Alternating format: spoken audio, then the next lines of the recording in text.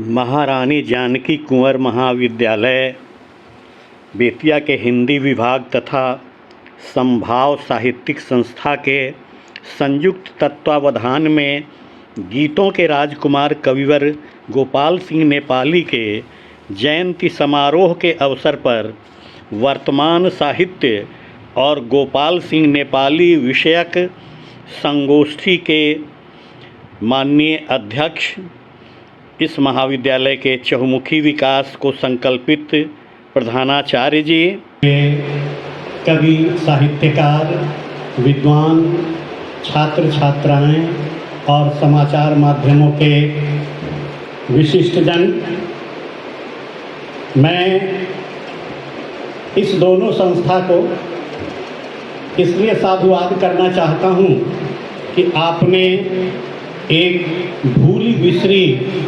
समृद्ध परंपरा को पुनः स्थापित किया है, स्मारित किया है, उसे आयोजित किया है। चंपारण की धरती जिन कारणों से जानी जाती है पूरे भारतवर्ष में और भारतवर्ष से बाहर निकलकर विश्व के पटल पर भी, उसमें सर्वप्रथम आदि कवि वाल्मीकि हैं। और जब हिंदी साहित्य के छायावादोत्तर काल के आसपास की बात करें तो गोपाल सिंह नेपाली, जिन्हें हमने गीतों का राजकुमार, स्वाधीन कलम नेपाली आदि अनेक विशेषणों से विभूषित किया, संबोधित किया, उनके कारण एक समय था जिसका उल्लेख आप लोगों ने कई बार किया है, छायावादोत्तर काल। छायावाद 1915-16 से लेकर और 35 तक की काल अवधि को हम मानते हैं। तो छायावादोत्तर काल के ही आसपास, यानी उसकी समाप्ति के पहले ही सन 1933 में इस महान गीतकार की 62 गीत रचनाओं की पहली पुस्तक उमंग संग्रह के रूप में सामने आई। और जिस कवि की जयंती आज हम मना रहे हैं, जिसका संकल्प भी था कि हम धरती क्या आकाश बदलने वाले हैं, हम तो कवि हैं, इतिहास बदलने वाले हैं। तो इतिहास को अपनी धारा के अनुरूप, अपनी विचारधारा के अनुरूप मोड़ने वाले ये कवि गोपाल सिंह नेपाली थे। जन्म इनका यहीं पर बेतिया राज दरबार के ही नेपाली छावनी में हुआ था। और संयोग वह दिन कृष्ण जन्माष्टमी का दिन था, इसीलिए उनका नाम गोपाल पड़ा। उनका मूल नाम गोपाल बहादुर सिंह था। बाद में वे गोपाल सिंह नेपाली हो गए। राजेश जी ने छोटा संक्षिप्त उनका इतिहास भी बताया कि कैसे कैसे वाकयात उनके जीवन में आए और फिर उन्होंने बेतिया शहर को अलविदा कहा। गीतों के संबंध में जो उनकी अपनी बात है वह तो निराली है। छायावादोत्तर काल में छायावाद की दुरूहता से साहित्य को, गीत को निकालने की एक मुहिम थी। एक तरफ प्रगतिवाद की भी बात हो रही थी, लेकिन दूसरे तरफ कुछ ऐसे कवि भी थे जो प्रगतिवाद की उस धारा से भी कुछ अलग अपनी मस्ती में गा रहे थे। जिसमें आपने दिनकर का नाम लिया, जिसमें आपने रामेश्वर शुक्ल अंचल का नाम लिया, और उसी क्रम में हमारे गोपाल सिंह नेपाली।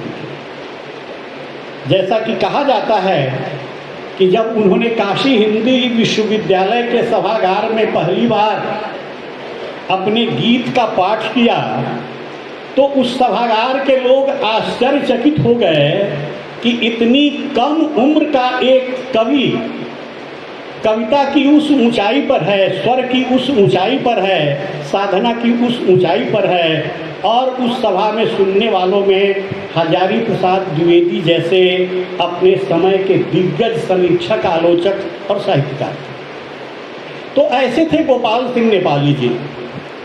गोपाल सिंह नेपाली ने अपने जीवन और काव्य के बीच दूरी नहीं रखी। उन्होंने कहा कि अफसोस नहीं इसका मैं जीवन में कुछ भी कर न सका, झोलियां किसी की भर न सका और संताप किसी का हर न सका, अपने जैसा ही बनने का क्या हरदम उद्योग किया, देखा देखी मैं जी न सका, देखा देखी मैं मर न सका। और यह वह स्वतंत्र गीतकार था जो साहित्य को निराला की तरह अपने ढंग से देखना चाहता। उसने कहा कि तुम सा लहरों में बह लेता तो मैं भी सत्ता गह लेता, ईमान बेचता फिरता तो मैं भी महलों में रह लेता। तो ऐसा स्वाभिमानी गीतकार जिसने अपनी कविताई से, अपने कवि से और समाज के प्रपंचों के बीच कभी समझौता नहीं होने दिया। और यही कारण है कि उसके गीतों में प्रकृति, प्रेम, सौंदर्य तो है ही, लेकिन व्यक्ति का ओज भी है, कवि का स्वाभिमान भी है, और इसीलिए हम उसको स्वाधीन कलम नेपाली भी कहते हैं। बाद में उनकी और भी रचनाएं आई, जैसे पंछी, नीलिमा, और सबसे जिसको कहें कि अंतिम चरमोत्कर्ष वह है हिमालय ने पुकारा। जब 1962 में भारत चीन का युद्ध शुरू हुआ तो जैसा संकेत में पूर्व वक्ताओं ने कहा कि पीकिंग रेडियो नेहरू को कम गाली देता था, वह नेपाली को ही गाली अधिक देता था, क्योंकि नेपाली की कविताएं देश के नौजवानों की शिराओं में राष्ट्र प्रेम की ज्वाला जलाए चल रही थी। नेपाली एक ऐसा ईमानदार कवि था जो अंतिम समय में अपने गीतों को अपनी झोली में भरकर और पूरे देश में घूम घूम कर क्रांति की अलख जगाता रहा। इसीलिए उनको वन मैन आर्मी भी कहा गया। और उसी लड़ाई में, उसी युद्ध में घूम घूम कर क्रांति की मशाल जलाने के अभियान में यह व्यक्ति 17 अप्रैल 1963 को भागलपुर रेलवे स्टेशन के 5 नंबर प्लेटफार्म पर हृदय गति रुक जाने के चलते शहीद हो गए। यानी नेपाली को तो दरअसल एक शहीद का दर्जा भी मिलना चाहिए था, क्योंकि जो कार्य हमारी सेना बॉर्डर पर कर रही थी, सीमा पर कर रही थी, वही कार्य नेपाली अपने गीत रचना के साथ अपने देश के स्तर पर कर रहे थे। नेपाली में बहुत सारी कमियां थी, वे मनुष्य थे। मनुष्य में बहुत सारी कमजोरियां होती हैं, और कोई भी मनुष्य देवता इसलिए नहीं होता क्योंकि देवता मनुष्य होने को ललकते। देवताओं की दुनिया में न उत्थान है न पतन है, जो है वह एक रस है। नेपाली ने जब बेतिया छोड़ा तो अपना कार्यक्रम तो उनका चलता रहा, कई जैसे उन्होंने कर्मवीर में, रतलाम टाइम्स में, योगी में, इन पत्रिकाओं में सह संपादक का भी काम किया, और अर्थोपार्जन के लिए मुंबई भी पहुंच गए। नेपाली ने हिमालय फिल्म्स और नेपाली पिक्चर्स करके 2 अपना फिल्म इंडस्ट्री का भी काम शुरू किया। उन्होंने 3 वृत्तचित्र भी बनाए, लेकिन वे सफल नहीं हो पाए। जैसे एक उनकी जो फिल्म थी वह थी सनसनी, एक खुशबू, एक और का नाम मैं भूल रहा हूँ। और इस क्रम में जीवन संघर्ष में अर्थोपार्जन के उस क्या कहें कि भौतिक नगरी में उन्होंने 50 से अधिक फिल्मों के लिए 400 से अधिक गीत लिखे।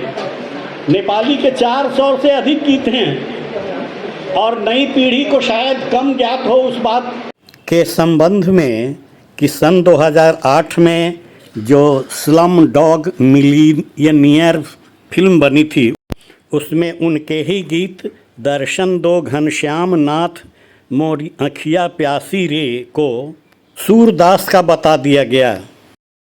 यह जो उनका गीत है, इस गीत को फिल्म बनाने वाले ने या उसके विशेषज्ञों ने संवाद में कह दिया कि सूरदास का गीत है।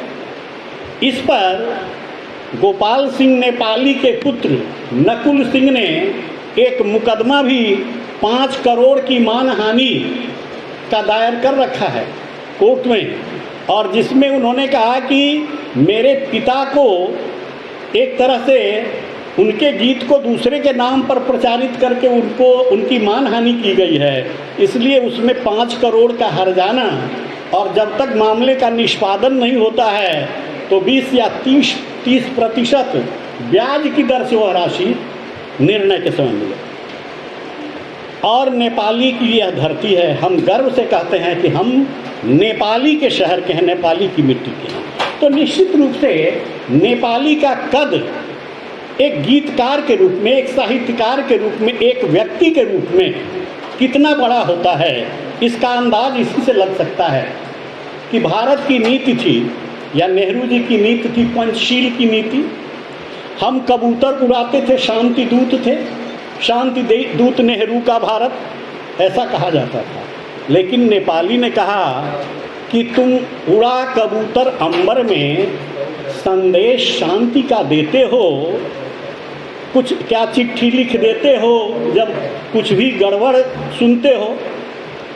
लेकिन फिर कहा कि वक्तव्य लिखो या विरोध करो, वह यह भी कागज वह भी कागज, कब नाव राष्ट्र की पार लगी है कागज की पतवार से, वो राही दिल्ली जाना तो कहना अपनी सरकार से कि चरखा चलता है हाथों से, शासन चलता तलवार। तो शासन को तलवार से चलना है, यह नेपाली का संदेश था नेहरू जी के।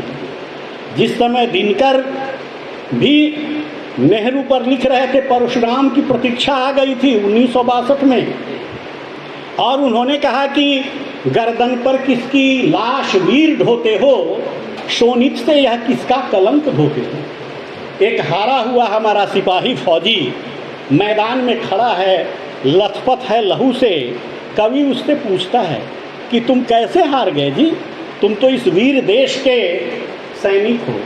तो वह अब बताता है कि जिनको जाति गोत्र प्यारा है, जिनको सब कुछ अपना अहम वहम ही प्यारा है, और कहा कि भारत अपने घर ही में हार गया है। हमारी जो गलत युद्ध नीति थी, राष्ट्र नीति थी, विदेश नीति थी, उसी के कारण हम यहाँ हारे हैं। और उसी कविता के बाद दिनकर को राज्यसभा से निष्कासित किया गया। आप जान लें, दिनकर को राज्यसभा में पंडित नेहरू ले गए थे, और जब देखा कि यह तो आग उगल रहा है मेरे ही खिलाफ, तो दिनकर को वहाँ से निकाला गया। चूँकि हमारे नेपाली किसी राज्य सत्ता में से नहीं जुड़े थे, इसलिए इनको निकाल कौन सकता था। लेकिन नेपाली ने अपना सर्वस्व होम कर दिया इस राष्ट्र को। शंकर की पूरी चीन ने सेना को उतारा, 40 करोड़ों को हिमालय ने उतारा। उस समय नौजवानों के अधरों पर, या जो स्वतंत्रता सेनानी थे उनके अधरों पर यह गीत थिरकता चलता था। जिस तरह से सुनूं क्या सिंधु में गर्जन तुम्हारा, स्वयं युग धर्म का हुंकार हूँ मैं, दिनकर का गीत सभी स्वतंत्रता सेनानियों की जेब में हुंकार की एक प्रति जरूर रहती थी। नेपाली के 40 करोड़ हिमालय ने पुकारा के गीत भी उसी प्रकार हमारे देशवासियों का कंठहार बने हैं। तो हम उस नेपाली का स्मरण कर रहे हैं। संदीप जी ने कई अच्छे सुझाव दिए हैं। एमए कर लेना, पीएचडी कर लेना, मात्र एक शैक्षणिक योग्यता प्राप्ति भी हो सकती है, लेकिन हम उस योग्यता प्राप्ति को अगर एक सार्थक जमीन प्रदान करें तो वह और ज़्यादा अच्छा होगा, क्योंकि हमारा उद्धार करने कोई बाहर से नहीं आएगा। इस शहर का एक साहित्यिक संस्कार है, मिजाज है, शालीनता है, सहिष्णुता है। यहाँ जो हिंदी में लिखने वाले हैं, उर्दू में लिखने वाले हैं, वे सब एक ही मंच पर दिख जाते हैं, एक ही श्रेणी में शुमार होते हैं, और उनके बीच एक जो जिसको कहते हैं कौमी एकता, असली राष्ट्रीय एकता वहाँ है, साहित्य की दुनिया में है। तो उन पर काम हो यह ज़्यादा ही अच्छा है। और निश्चित रूप से नई पीढ़ी के सामने जो अभी गुजर रहा है उसका सम्मान होना चाहिए। आज का विषय रखा गया है वर्तमान साहित्य और गोपाल सिंह नेपाली। वर्तमान शब्द ही अपने आप में ऐसा है कि हम कहाँ से शुरू करें, कहाँ शुरू हुए सिलसिले, कहाँ टूटे, नई सिरे का पता है न उस सिरे का पता। हर युग का एक वर्तमान होता है, हर युग के साथ एक अतीत होता है। और दिनकर ने कहा कि काल पयोनिधि का त्रिकाल में कोई कूल नहीं है, यानी जो समय देवता है जिसका भय राजेश जी बार बार लोगों को दिखा रहे थे कि समय बहुत बीत गया है, तो काल तो भयभीत कराता ही है। लेकिन अभी मैं बोल रहा हूँ यह वर्तमान है, लेकिन 2 मिनट बाद ही यह अतीत भी हो जाएगा। और जो अभी भविष्य के नाम से है वो धीरे धीरे मेरे मुख में प्रवेश कर रहा है। तो वर्तमान, अतीत, वर्तमान और भविष्य तीनों एकदम इतनी पतली रेखा पर आकर मिलते हैं। तो वर्तमान को कहाँ से शुरू करें? तो हम आप आज से ही उसको मान लें। तो वर्तमान साहित्य की जो स्थिति हमारी है उसको जरा हम गोपाल सिंह के आसपास ले चलें। आज यशःकामी साहित्यकार ज़्यादा हो गए हैं, क्योंकि सोशल मीडिया ने निःशुल्क प्रकाशन कर दिया, पाठक भी मिल गए, लाइक भी आ गए, कुछ कमेंट्स भी आ गए। तो कई बार हम साहित्य का अधकचरा ज्ञान भी डाल देते हैं, भाषाई अशुद्धि डालते हैं और मान लेते हैं कि यह साहित्य है। और अगर कोई आप पर आपत्ति करे तो निश्चित रूप से आपको बुरा लगने लगता है। लेकिन मैं कई ऐसे लोगों को जानता हूँ और जिनको मैं समझता हूँ कि उनको अगर टोक दूँ तो शायद उनको बुरा नहीं लगेगा, वो संभल लेंगे, तो उन पर थोड़ी टिप्पणी मैं कर देता हूँ, कुछ भूल है तो सुधार देता हूँ। मास्टर का सबसे बड़ा दोष है कि वह ब्लू कलम कम इस्तेमाल करता है, रेड कलम से ही ज़्यादा इस्तेमाल करता है। तो काटना भी एक गुण है, लेकिन तब है कि आप काटते हैं तो उसके बगल में लिखने की भी क्षमता होनी चाहिए। तो नई पीढ़ी को मैं यही कहना चाहूँगा कि आप जिसकी विरासत हैं या आपको जो विरासत मिली है वह विरासत बहुत ही समृद्ध है। नेपाली जी किसी कॉलेज और यूनिवर्सिटी से बहुत बड़े विद्वाता की डिग्री लेकर नहीं आए थे, लेकिन जब उनके साहित्य में आप डूबेंगे, जीवन के किसी क्षेत्र को उन्होंने अपने गीतों में छोड़ा नहीं है। भाई बहन पर लें तो भाई बहन कविता को देख लें, यह लघु सरिता का बहता जल इसको देख लें, और श्रृंगार की बात हो, सौंदर्य की बात हो, प्रकृति की बात हो, तो हमारे कुछ ऐसे लोग हैं जो यहाँ जब साहित्य कला संगम के मंच पर आते थे तो उनके गीतों का पाठ होता था और लोग रसमग्न हो जाते थे। वो 9 लाख सितारों ने लूटा और कितने कितने गीत हैं, इतने गीत हैं कि आप गाते जाएंगे, गीतों का अंत नहीं होगा। और इतने सहज और सरल लिखने वाले कि पीपल के पत्ते गोल गोल कहते रहते कुछ डोल डोल, इसको समझने के लिए किसी कोश की आवश्यकता नहीं। दुर्भाग्य है कि आज साहित्य समीक्षकों के जिस मठों में फंसा हुआ है, वे मठाधीश साहित्य का बहुत ज़्यादा कल्याण करते हैं। मुजफ्फरपुर हिंदी विभाग की ओर से एक संगोष्ठी चल रही थी और उस संगोष्ठी में एक दिन का विषय था जिसमें 2 थे कवि, एक शमशेर बहादुर और गोपाल सिंह नेपाली। दिल्ली के एक बहुत बड़े विद्वान वक्ता उसमें पधारे थे और वे ही अध्यक्षता कर रहे थे। जब अध्यक्षीय भाषण करने के लिए वे उठे तो उन्होंने 1.5 घंटा शमशेर बहादुर पर कहा, लेकिन जब शुरू उन्होंने किया तो कहा कि मैंने शमशेर को जितनी बार भी पढ़ा, लेकिन आज तक मैं शमशेर बहादुर को समझ ही नहीं पाया। तो जिसको नहीं समझ पाया उस पर 1.5 घंटा बोला, और जिसको हर कोई समझता है, रेवती रमन स्वर्गीय हो गए, दिवंगत हो गए, तो स्वर्गीय रेवती रमन जी जो मेरे ही बगल में आगे सोफा पर बैठे थे, उन्होंने कहा, अध्यक्ष जी जरा नेपाली जी पर भी कुछ कहें, नेपाली जी पर भी कुछ कहें। 2-3 बार इन्होंने कहा तो थोड़ा कुछ उनको बुरा भी लगा हो, वो नहीं कुछ कहना चाहते रहे हों, तो उन्होंने कहा कि यह तो टॉपिक ही गलत चुना गया। शमशेर बहादुर के साथ नेपाली को जोड़ने का क्या तुक था? यह तो ऐसा ही हुआ कि जैसे शेर की पूंछ में गीदड़ को बांध दिया गया। वही गोपेश्वर सिंह एक बार गीतों के महत्व पर प्रकाश डाल रहे थे। मैंने सोचा कि एक लंबा प्रतिवाद लिखूं, संयोगवश मैं लिख नहीं पाया उसको।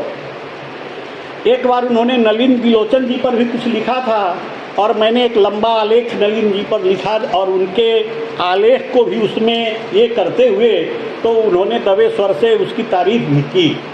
कहना यह है कि रामचरितमानस इसलिए नहीं सर्वप्रिय है, जनप्रिय है, लोकप्रिय है कि उसमें बड़ी बड़ी बातें बड़ी गंभीर भाषा में कही। वहाँ तो है कि भाषाबद्ध कर अभिमय सोई, सुरसरी सम सब कहें हित होई। यानी जो सुरसरी के समान सबके लिए उपलब्ध है, सबके लिए सुगम है, तुलसी ने उस भाषा का प्रयोग किया। जबकि वे संस्कृत के बहुत बड़े पंडित थे, ऐसा नहीं है कि वो उनका संस्कृत भी जो होती वह संस्कृत भी उच्च कोटि की होती, लेकिन उन्होंने आम जन की भाषा में रामचरितमानस लिखा। नेपाली उस युग की सृष्टि थे जो छायावाद की दुरूहता से, कुहेलिका से या रहस्य से निकलकर भाषा को एक स्वच्छ जमीन देने के प्रयास में, और दिनकर भी उसमें अग्रणी थे। उन्होंने कहा कि सच्चाई की पहचान कि पानी साफ रहे, जो भी चाहेले परख जलाशय के तल को, सच्चाई का तो भेद छिपाते, गहराई का तो भेद छिपाते वे केवल जो जानबूझ गंदला करते अपनी। तो नेपाली की भाषा सहज है, सरल है, सुगम्य है, इसीलिए नेपाली के गीत और नेपाली का गीतकार सर्वजन प्रिय है। उनके गीतों को समझने के लिए शब्दकोश की आवश्यकता नहीं है। तो ऐसे गीतकार का हम आज जन्मदिन मना रहे हैं, और यह सौभाग्य है कि महारानी जानकी कुंवर महाविद्यालय, जहाँ की साहित्यिक परंपरा समृद्ध रही है, और मुझे प्रसन्नता है कि राजेश जी इस विभाग में उस अलख को जगाए रहे हैं। और एक गुरु होने के नाते गुरु की सबसे बड़ी प्रसन्नता होती है कि जब वह पुनर्नवा होता है। पुनर्नवा एक पौधा है, आप सब पुनर्नवा को जानते होंगे, जिसको गधा पुरैना भी कहते हैं और गज पुरैना भी कहते हैं। वो बड़ा ही एक फालतू किस्म की घास है जो खेतों में इतनी उग आती है कि खेत की फसल को भी वो लील जाती है वह घास। वो गज पुरैना, गधा पुरैना है, वही परिमार्जित या संस्कृत में पुनर्नवा है। और वह पुनर्नवा इसलिए है कि उसको लाख आप मिटाना चाहें, खेत से वो मिट नहीं पाएगी। और यह पुनर्नवा किडनी रोग वालों के लिए सबसे मुफीद दवा है, जीवन रक्षक। तो गुरु के लिए वह विशेष प्रसन्नता का विषय होता है जब शिष्य उसे पुनर्नवा बना देता है। मैं राजेश जी को और चंद्रभान जी को भी आशीष देता हूँ, मंगल कामना इनकी करता हूँ कि वे इसी तरह अलख जगाते रहें साहित्य के दिए को, जिसको दिनकर ने कहा कि आशा के प्रदीप को जलाए चलो धर्मराज, एक दिन होगी भूमि मुक्त रणभीति से। तो यह जो अभाव का संकट आया है युवा पीढ़ी के सामने, वह संकट टलेगा अगर पुरानी पीढ़ी का पुण्य स्मरण हो और उनके अच्छे कार्यों का मूल्यांकन हो। समय बहुत बीता है। इन्हीं शब्दों के साथ मैं इस मंच को भी और आप सबका भी आभार व्यक्त करता हूँ, धन्यवाद करता हूँ।